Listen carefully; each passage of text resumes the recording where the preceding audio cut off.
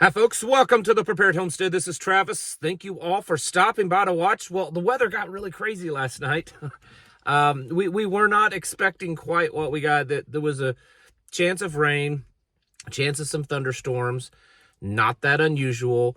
But then all of a sudden, kind of out of nowhere, just to the west of us, and it was moving this way, a small but very strong cell of high winds and very large, heavy hail started hitting, and it was, my goodness. I mean, there's pictures in the area, just a little bit north of me, like a few miles north of me, 2-inch size hail, completely covering the ground, a few inches deep. Here in our area, where we were at, they were smaller than that, somewhere between dime and pea-size hail. But again, completely just covered the ground. It was really heavy. But then we didn't really get a whole lot of rain. It's kind of strange. Certain areas had some seriously heavy wind. Saw reports of like barns being destroyed, trees getting knocked down, power poles getting snapped off. Strange weather. We have had and I have talked to some old timers around here that's lived here their whole life, and they say they've never seen the weather this weird. We're already under drought conditions. It's March, and we're already under drought conditions here. We've had over twice as many red flag warning days as the next highest day on record here in the Ozarks. It's nuts. It's nuts. We go from 80 degrees to snow to 70, 80s. I'm not going to say the weather's manipulated. I think there's probably a little bit of that in there too, but it's also just a changing of the times. And as prepared homesteaders, we should very much be aware of weather and climate conditions and I'm not talking about human, climate change, blah, blah, blah. I'm talking about that, whether it be man-controlled or just cyclical changes or maybe biblical weather changes. We should be aware of that because it does affect how we live our lives, how we live out our homesteading existence, whether it be safety, food production, whatever. So it's something to definitely be thinking about. I've always said that, for instance, when you have seeds for your garden, you need to make sure you have seeds for drier conditions and for wetter and colder conditions, because you never know what might change. And then there's also a lot of the talk and the theories and the belief of pole shifting, and that could possibly be affecting us also. Anyway, a lot of craziness as normal. It's just we're in a time of crazy, unusual things happening.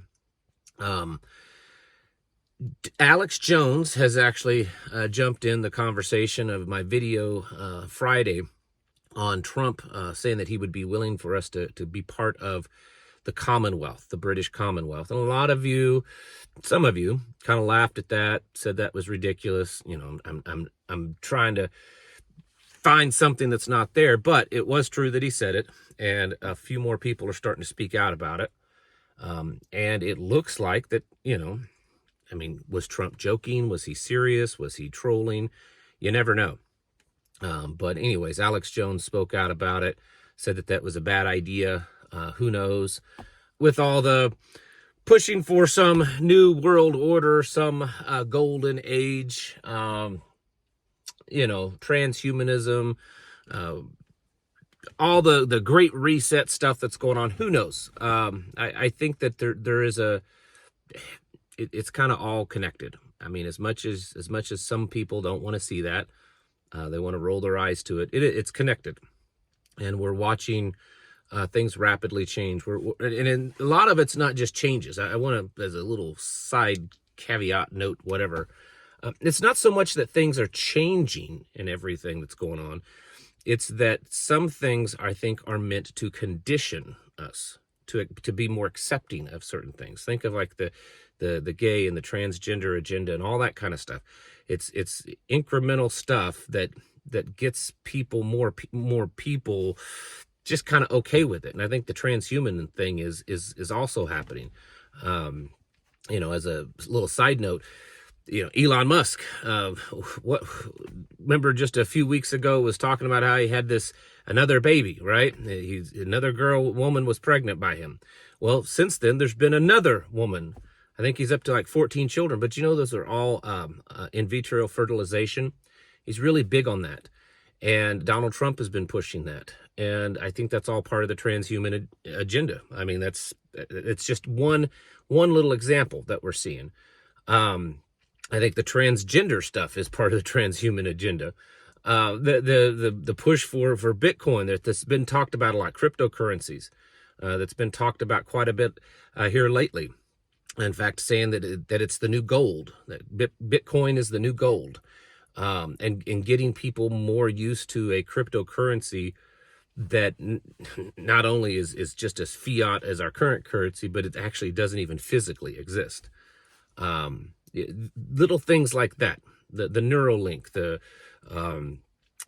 robots and stuff. Kim Kardashian, as much as I couldn't care less anything about her, I guess she did a photo shoot just recently with one of those AI robots where she's in a very seductive, sensual, sexual photos with this robot, normalizing intimacy with a robot. All of this, that's what all this stuff does. The Hollywood industry is filled with that. So when I talk about things that are changing, it's not so much that they actually specifically physically change. It's the change is to condition us for what's coming in the future. The COVID was a huge thing for that. That was to condition people for masks, condition people for social distancing, condition people to separate ourselves from loved ones, condition us to, be obedient and take the thing and all that kind of stuff. It's a lot of it is conditioning. So that's happening also. Anyways, to get back on track here a little bit, I get sidetracked. The war in the Middle East is continuing and building.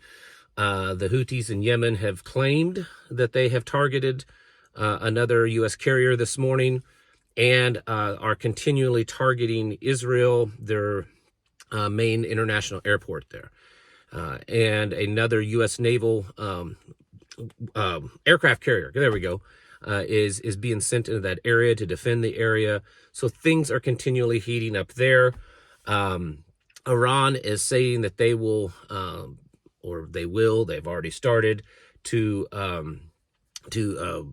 blockade or to guard the waters over there on their side. If you remember your geography, the whole Middle Eastern peninsula, everything there, you've got the Houthis on one side, the western side, and Iran is over on the eastern side. And so they're going to kind of do the sort of the same thing over there, which is just, compounding things. It's increasing tensions. The United States government has somewhat admitted that Iran does have very advanced weaponry. That NASA says that they have satellite images of Iran with some type of plasma weapons or laser weapons or something like that. So the tensions are growing. Donald Trump over the weekend, or the White House over the weekend, made statements again threatening Iran, saying that, they need to come to the table and they need to dearm and denuclearize and all this kind of stuff, or things could get worse. Not specifically saying that a war is going to happen, but certainly indicating that. And so, again, something else that is happening that could be very, very major. A lot of folks over the last few years have thought that the World War III that we're going to go through is probably going to happen in the Middle East, or at least start there. And tensions have been rising and rising and rising for the last couple of years in the Middle East. More conflict. And so it's quite possible. If this does turn into a more major widespread war, there's definitely a biblical factor to it. There just has to be.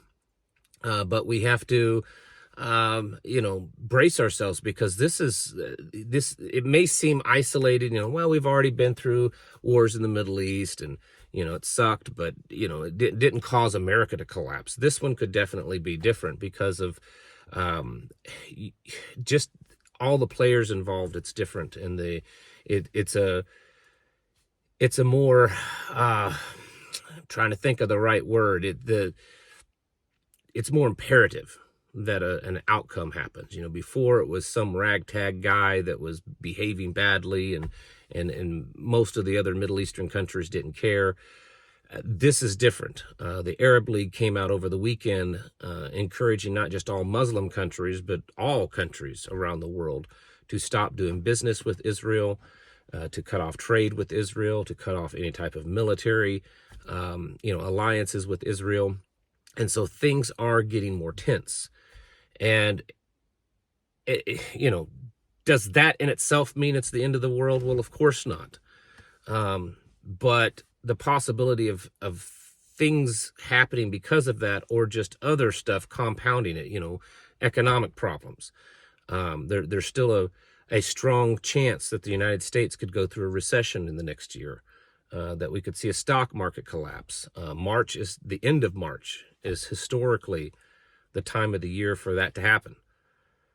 So when you compound all of these things together, that's what the message I've been trying to get across for a while.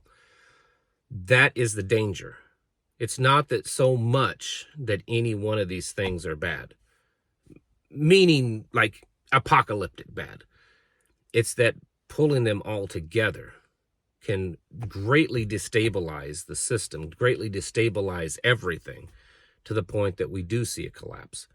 And then that's been going on for quite a while. If you look historically at preppers, they prep for one thing. I'm prepping for a CME, I'm prepping for nuclear war, I'm prepping for, whatever it is. Are you preparing for multiple things, everything, lots of things happening at once? Because that's the more likely situation, and like a domino effect, that, one thing happens and then another thing and then another thing and then another thing. And in those situations, it can become very apocalyptic. It can become very, very serious. And even though one particular thing, like a war in the Middle East or a stock market collapse, in itself may not be the end, putting it all together, it could. And so that's why we have to prepare. That's why we have to continually get ourselves ready, get our houses in order, and keep preparing yourselves.